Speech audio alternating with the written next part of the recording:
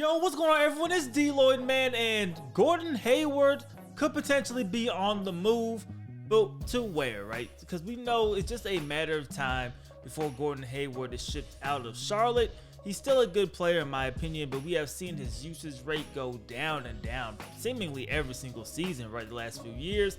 And now with the emergence of Miles Bridges, who could potentially be trying to look at a max deal somewhere around that $173 million mark, which is crazy to me.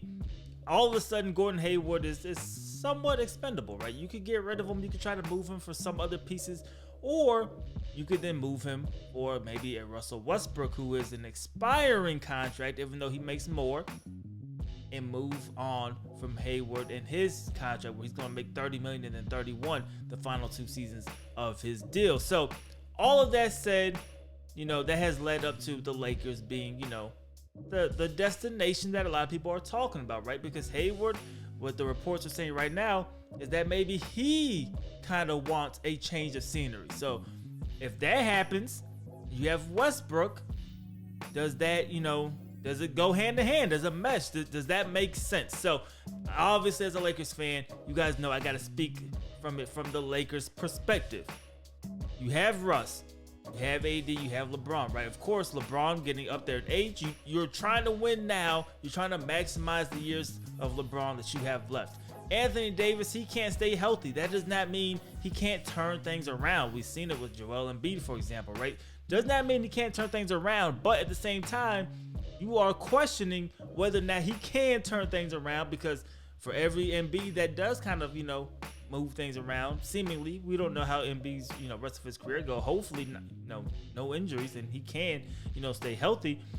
You have, you know, your Greg Odens. That's an extreme example, but you know, you guys get the point. You guys get what I'm basically trying to say. You don't know if he'll be able to turn that around, right? So for the Lakers, they're in a weird spot. The only consistent thing they really had was, you know, a Malik Monk or even a Russell Westbrook, right? Because granted, he did not play the best the entire season. He was consistent in showing up and giving you that continuous effort. You know, we don't know everything that has happened off the court. You're going to have a new coach, so maybe whoever you bring in, which I'm not too thrilled of the possible, you know, coaching candidates right now. Whoever you bring in will have to do a solid job. Maybe they unleash, you know, Russ and things could work out. But for me, you try to move on from Russ. But is Hayward the guy? Is that the guy?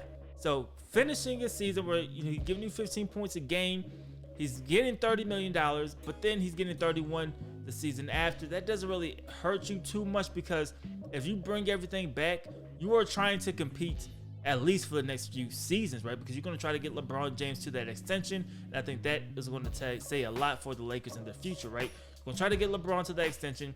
You're really, as long as you have LeBron and AD, you're never going to have just cap space, you know, sitting around. So you're always going to be working, you know, over the cap. So I'm not really mad at taking on that deal and that contract if you think Hayward is a better fit than Russell Westbrook. You get a wing, right, that can score, and a wing that can shoot. That is something the Lakers have been looking for. But I just don't know if it's that much of an upgrade.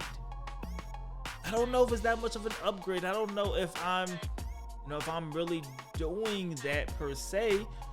Just, it's a tough spot. You know, you will get something back in addition to, if you're the Lakers for Hayward. I don't think it'll be a straight deal. Maybe at this point it is. Who knows? Because Russ's value is just, it's very low. So this is something, you know, that has interested me. I want to know your guys' opinions, because I'm not really feeling it. I'm not really rocking with it, and you're seeing it more and more and more. Now, granted, other potential suitors, you know, because nobody truly knows right now, other potential suitors like the Indiana Pacers are showing up. You're now hearing the Pelicans as a possible team that could be interested in Russ. Of course, you have to deal with the Rockets and John Wall, whether or not they want another pick back.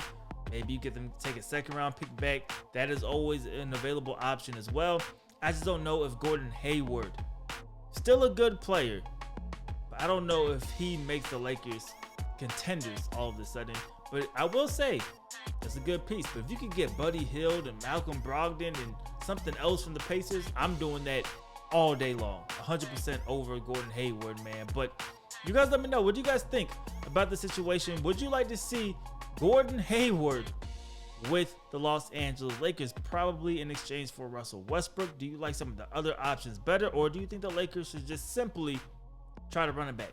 Let me know you guys' thoughts and opinions in the comment section below. It's D Lloyd. I'm see y'all next time. Peace.